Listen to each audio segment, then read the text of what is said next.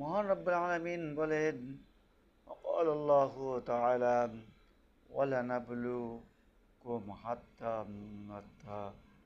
تعلم المجاهدين منكم والصابرين।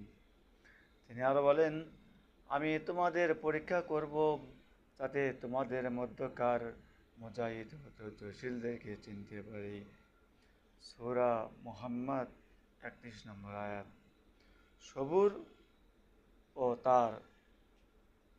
Fuzzy তার ফজিলত সম্পর্কিত এ ধরনের আরও বহু প্রসিদ্ধ আয়াত কোরআনে বর্ণিত আছে। সুতরাং আমরা ধৈর্য অবশ্যই হব আল্লাহর পথে, আল্লাহর দ্বীনের প্রতিষ্ঠার ক্ষেত্রে, ইসলামী দাওয়াতে, ইসলামী আন্দোলনে, সকল ক্ষেত্রে আমরা ধৈর্য ধারণ করব। ইনশাআল্লাহ আল্লাহ আমাদের অবশ্যই সাথে থাকবেন।